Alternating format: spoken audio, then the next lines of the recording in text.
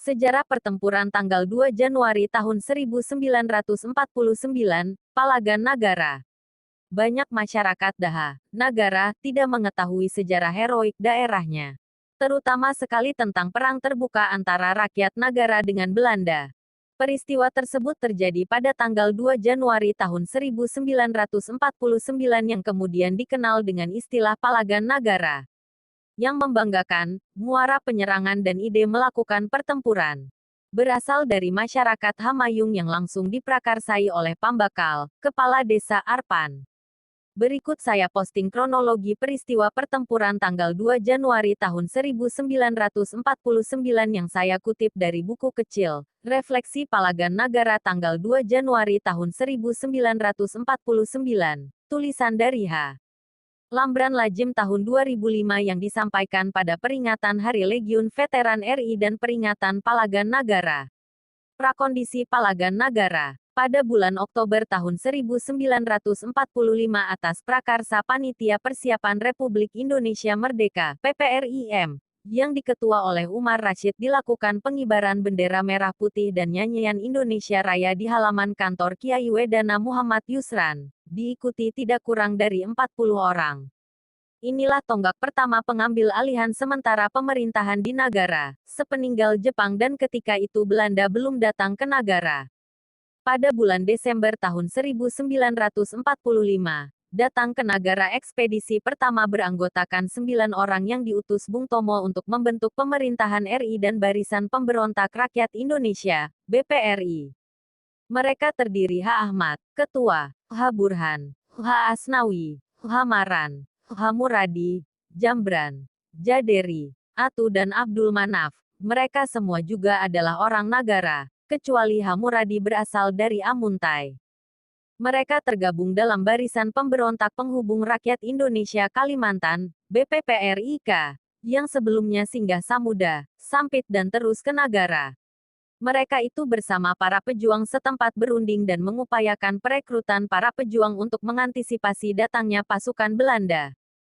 Walaupun suasana politik cukup panas, namun Nagara relatif tenang sampai 1947. Tentara yang sudah masuk ke Nagara belum menyulut konflik dengan masyarakat kecuali hanya insiden-insiden kecil. Meskipun demikian, Belanda tetap mewaspadai daerah Nagara sebagai daerah potensial yang berbahaya. Hal ini karena beberapa pertimbangan. Masyarakat Nagara terkenal agamis dan banyak terdapat ulama. Bahkan di masa lalu Nagara merupakan sentral tempat orang belajar agama, terutama dari daerah-daerah hulu sungai, Benua Lima. Sehingga ada ungkapan, belum alim kalau belum mengaji ke Nagara. Dari pengalaman Belanda, di setiap daerah yang agamis dan banyak ulamanya, pasti gigih perlawanannya terhadap penjajah, seperti di Aceh, Sumatera Barat, Banten, Jawa Timur, Makassar, Del. Masyarakat Nagara saat itu relatif sejahtera kehidupan perekonomiannya karena majunya industri kecil dan rumah tangga, terutama kerajinan besi serta perdagangan.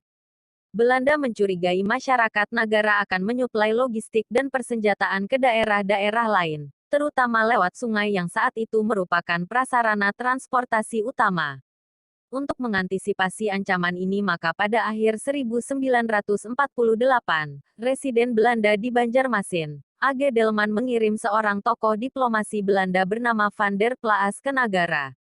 Ia datang menjumpai seorang ulama besar Nagara saat itu, Kiai Haji Muhammad Jakfar.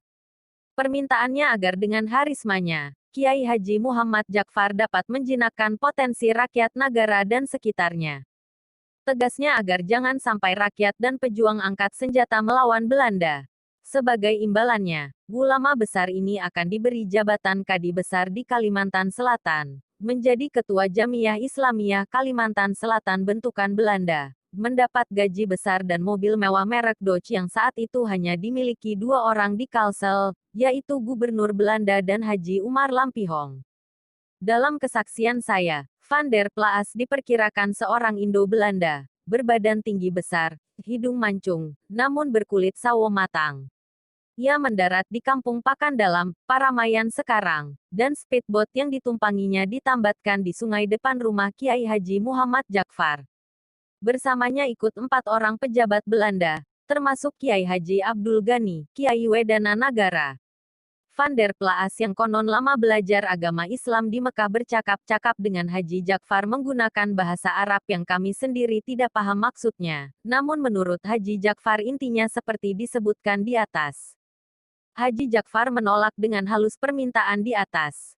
Alasan beliau, dirinya sudah tua, sudah dekat dengan kematian. Beliau memang wafat menjelang pengambil alihan kedaulatan pada tanggal 27 Desember tahun 1949.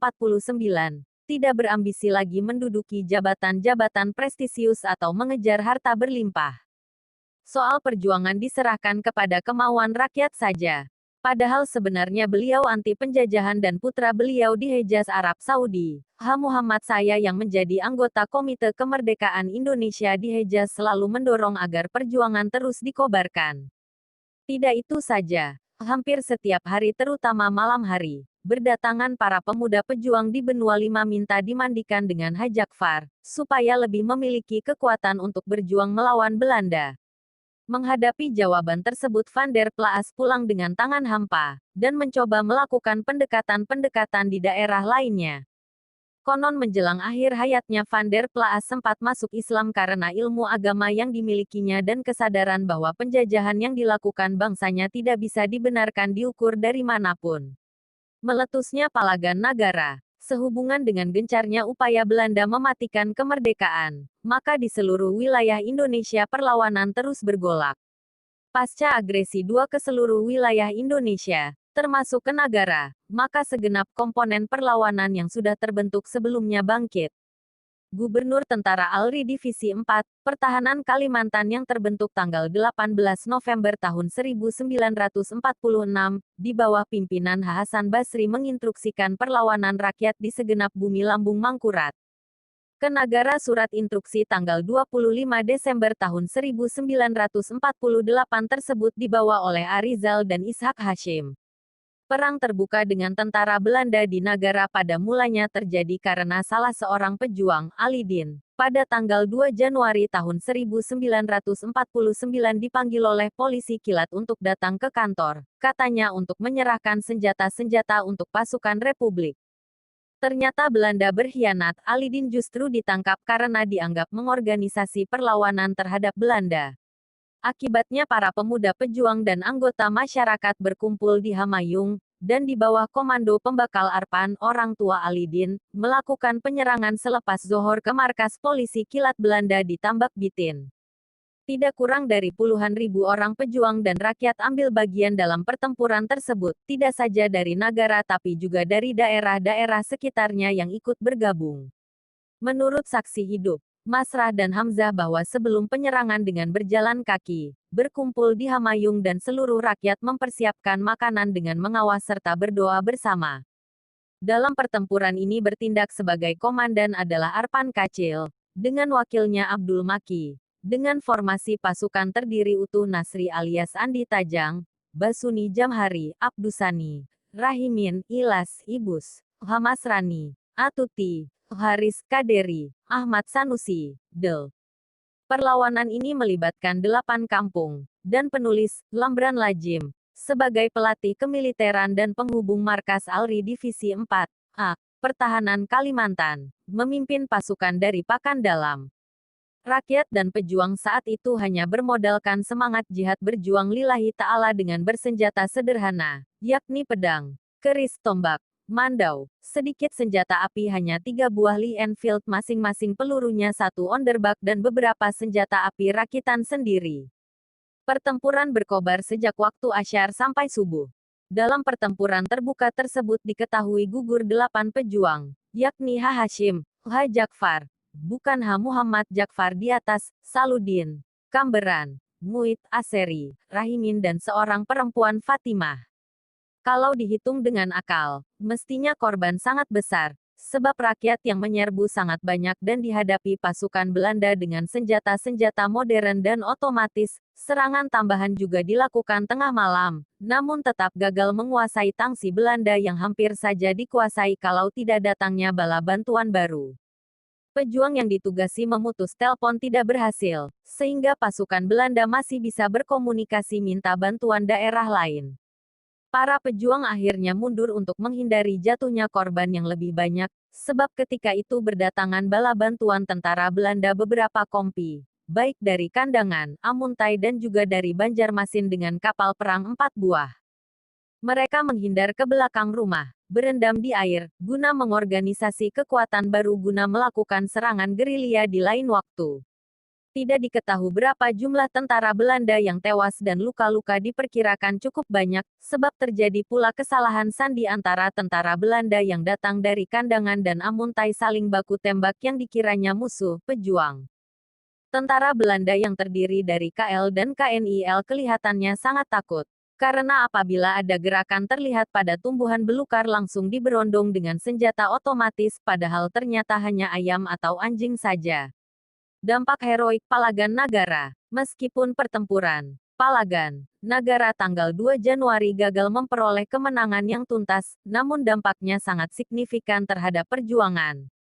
Dampak internal. Setelah pertempuran tanggal 2 Januari, pasukan Belanda yang bertambah banyak mengamuk, menangkapi sejumlah orang yang dianggap berbahaya dan setiap gerakan selalu mereka tumpas, sampai-sampai membuka jendela rumah saja mereka tembak. Pasukan melakukan penyisiran di seluruh kampung. Kecuali kampung Pakan Dalam tidak mereka obrak-abrik, konon sudah dihalat oleh Kiai Haji Muhammad Jakfar. Usaha-usaha masyarakat dirampas seperti wantilan pembakal arpan yang berjumlah 30 buah, sebab dicurigai hasilnya hanya untuk membiayai perlawanan. Dan kenyataannya memang demikian, sebab para pedagang, pengusaha dan rakyat bahu-membahu mengumpulkan uang dan logistik untuk melakukan perlawanan, yang sesudah pertempuran terbuka tanggal 2 Januari tahun 1949 tersebut, perlawanan dilakukan secara gerilya sebagaimana daerah-daerah lain. Mereka rela hidup menderita dan berkorban apa saja, asal api perlawanan tetap menyala dan Belanda cepat angkat kaki dari bumi pertiwi.